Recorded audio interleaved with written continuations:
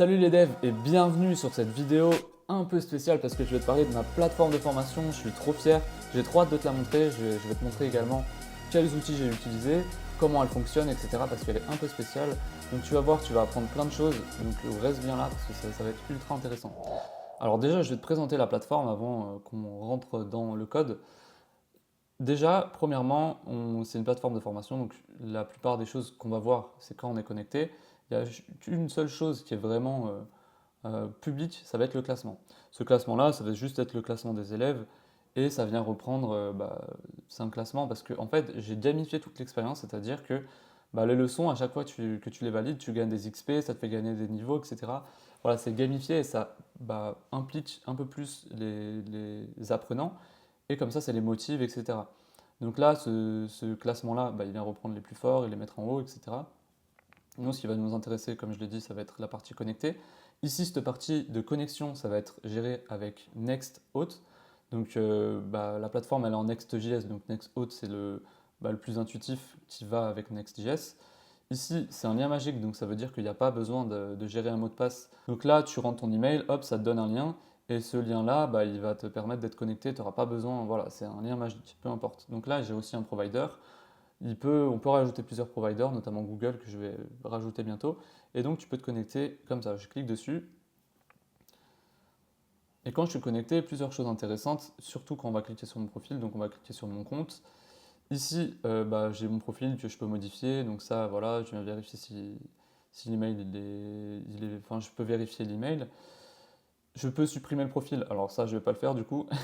Et la facturation, ici, je suis en compte admin, donc j'ai pas ce côté facturation, mais sinon, c'est un bouton qui ramène vers le, ouais, le checkout. Enfin, c'est pas le checkout, mais c'est Stripe qui gère ça. Donc Stripe, c'est parce que je l'utilise pour les paiements. Et donc ça, je vais cliquer sur un bouton, ça va me ramener vers toutes les factures Stripe, etc. En tout cas, quand je suis utilisateur. Et enfin, les paramètres email, bon, ça c'est un petit détail. On va dans formation. Dans formation, là, ça va lister toutes les formations que la personne elle a achetées. Et ici, ça va être tous les autres programmes qu'elle n'a pas forcément achetés. Ce programme que quand je clique dessus, ça m'amène vers la page de vente.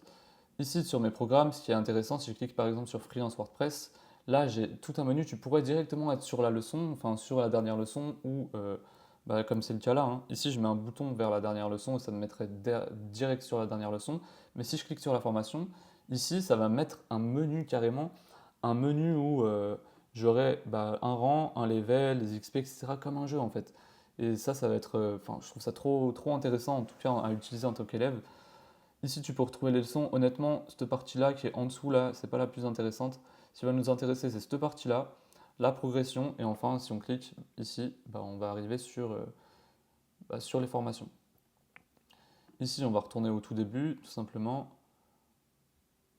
Voilà, ici, cette formation, je l'ai déjà validée, donc tu peux voir qu'il y a un macaron, enfin un logo, enfin c'est pas un logo, mais c'est une icône validée. Il y a des XP pour chaque leçon, donc là c'est un peu toujours les mêmes, mais tu vois que ça change un peu. Ici, tu peux lire ta leçon et tu vois qu'elle est formatée d'une manière qui donne envie de lire, et ça, je vais te montrer avec quoi je l'ai fait. Et un truc intéressant, voilà, ça, tu peux te mettre en mode plein écran, comme ça, tu es tranquille, tu peux lire ta leçon. Ça, tu peux le laisser comme ça, ou au moins ça reste pas collé à gauche. Donc, c'est pas en mode sticky, ça reste voilà, en mode menu. Et si tu veux le remettre en mode normal, tu cliques là, ça le remet en mode normal, bref. Donc, nous, ce qui va nous intéresser maintenant, ça va être passer à la deuxième leçon. Et cette leçon-là, hop, si je descends, cette leçon-là, si je clique sur terminer, ça va mettre une notification comme quoi j'ai reçu des XP, donc notamment super, tu as gagné 50 XP. Donc là, ça la met en mode terminé. Et maintenant qu'elle est en mode terminé, tu vois qu'il y a un petit macaron qui s'est mis là. Hop, je remets ça comme ça. Voilà, donc maintenant, si je retourne sur formation, d'ailleurs, je devrais mettre un bouton retour, ce serait plus simple. Que je vais dans Freelance WordPress, et tout simplement, tu vois que ça m'a bien rajouté les XP. J'ai gagné 50 plus 50, donc ça fait 100. Hop, je serai passé à un niveau suivant dès que j'aurai atteint 1000 XP. Enfin, tu vois, toute une expérience gamifiée, et c'est comme ça que j'ai fait. Et je vais quand même te parler de la stack que j'ai utilisée parce que je sais que c'est ça qui t'intéressait. Bon, j'ai compris, donc je te montre. Alors déjà, pour commencer, j'utilise un boilerplate ou un template si tu préfères. C'est Now.ts que tu peux retrouver ici. Je te laisserai un peu regarder si ça t'intéresse. Moi, je vais te parler d'une partie de ce qui est utilisé là-dedans, plus des choses que j'ai rajoutées. Alors, déjà, premièrement, le framework back et front que j'utilise, c'est Next.js. Donc, le principe, c'est que on va pouvoir développer très rapidement un front et un back avec Next, notamment parce que voilà, tu as un système de layout, des pages loading qui te permettent, quand ça charge, de loader, de mettre des. Je vais te montrer, mais ça fait un effet de chargement sympa. On a également la page qui est ici, voilà, enfin, c'est très rapide en fait. C'est très rapide et maintenant avec Next.js, on n'est plus obligé de créer des API pour faire appel au back. On peut, avec les server actions, on peut faire des appels directement côté front, mais un peu côté back. Bref, c'est un peu spécial, mais en tout cas, ça permet très rapidement de. Enfin, pour moi, c'est la stack, le framework plutôt le plus rapide pour faire un SaaS rapidement. On a Nextauth pour la connexion. Donc ça, Nextauth, c'est la base entre guillemets avec Next. C'est pas le plus intuitif, mais en tout cas la documentation elle est bien foutue, donc je te laisserai aller checker ça. On peut mettre des providers, donc se connecter avec Google, se connecter avec GitHub, etc. Donc c'est intéressant.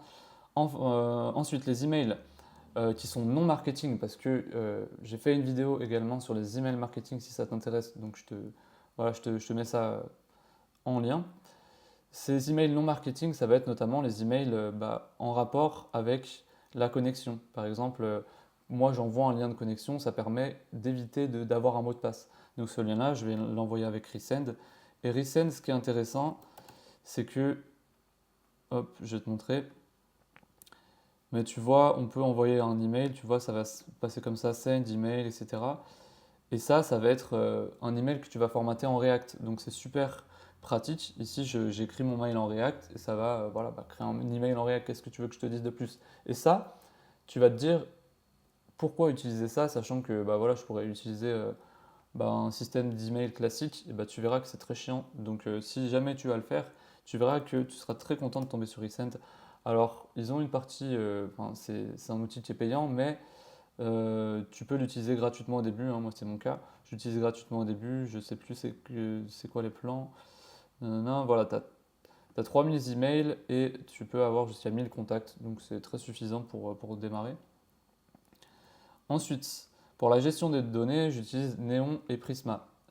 Prisma, ça va me permettre d'avoir un schéma de données qui est toujours à jour avec la base de données. Et la base de données, c'est Neon.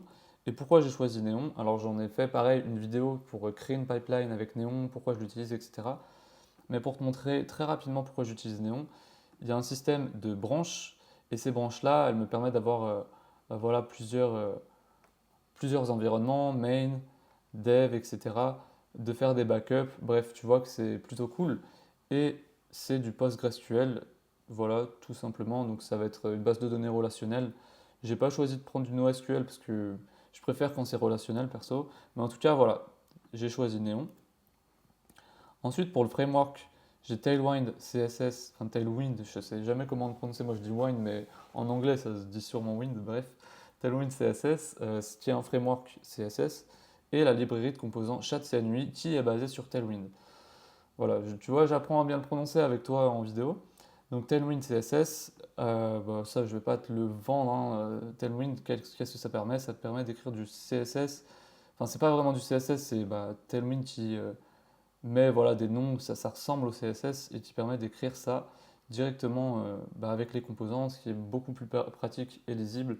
Et pareil, ça gère le responsive, donc bref, plein de trucs qui sont cool. Et ChatCN, hop, ChatCN, alors non, c'est pas avec Svelte que je le veux, ChatCN, ça va être une librairie de composants. Tout simplement, tu vas pouvoir intégrer tes composants. Donc là, si je choisis, on va choisir, tu vois, tu as des boutons, tu as des cards, tu as des calendriers, etc. Et ça, tu n'as pas besoin, contrairement à d'autres librairies, de télécharger tous les composants. Tu choisis ceux que tu veux et tu les installes ici. L'avantage également de faire ça, c'est que ça va te les installer. Je vais te montrer ça dans un dossier qui s'appelle src components UI. Et là, j'ai tous les composants de ChatCN que je peux modifier. En fait, ce qui est cool, c'est que je peux les modifier directement. Et j'ai directement accès au code source, je peux les modifier. C'est en Tailwind. Donc c'est ultra pratique. Très rapidement, tu vois, j'ai une application qui est minimaliste, un peu avec des designs très sympas comme ça. Et j'ai vraiment plein voilà, de composants, donc c'est super cool. Là, j'ai des exemples de code ici, enfin de comment l'utiliser. Mais sinon, le carrousel, je peux aussi accéder directement à son code source que j'ai, voilà, qui va être téléchargé dans mon projet. Donc ça, c'est super intéressant. Pour les paiements, j'utilise Stripe. Bon, Stripe, on en parle. Enfin, est-ce que j'ai vraiment besoin d'en parler? Je pense pas. Stripe, c'est très connu. Enfin, c'est beaucoup utilisé pour les SaaS. Donc voilà, Stripe, je te le mets là et on n'en parle plus. Validation de données. Alors ça, important. En TypeScript, une fois que le TypeScript il est compilé, ça devient du JavaScript. TypeScript, ça n'existe plus une fois que c'est en prod. Ça veut dire que bah, tout le typage que tu as fait, ça aide surtout quand tu dev. Mais quand c'est en prod, ça n'existe plus. Donc pour la validation de données, pour vérifier que les types c'est bien les bons, pour vérifier que par exemple un email, quand il est rentré dans un formulaire, c'est bien un email, etc. Donc pour bien vérifier ça, bah, j'ai fait appel à Zod. Zod, bon voilà, c'est ça. Et voilà. Et sinon, pour le state management, sachant que Next.js est basé sur du React, j'aurais pu utiliser, je sais même plus comment il s'appelle tellement j'aime pas cet outil. Enfin, c'est un state management et là, bah, moi j'utilise Zastend, mais celui-là c'était Redux, voilà, tout simplement Redux, je j'aime pas trop. Alors que Zustend c'est beaucoup plus, je sais pas, propre, je trouve ça plus propre. Mais généralement, c'est pas forcément l'outil qui pose problème sur un state management, c'est l'utilisation que les gens en font. Et généralement, ils utilisent un state management pour tout et pour rien, ils foutent tout dedans en mode poubelle. Donc c'est pour ça, c'est plutôt les utilisateurs des state management que j'apprécie moyen. Mais alors que en fait, peu importe l'outil que tu utilises, si c'est Redux, tant que tu l'utilises bien, il n'y a pas de problème. Moi j'utilise Austen, point final, c'est tout.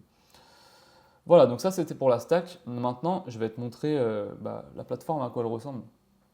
Ah, et une dernière chose que j'ai oublié de te montrer, parce que oui, là on a parlé du côté, voilà, tu es utilisateur, tu es tout simplement un élève qui profite de la plateforme de formation.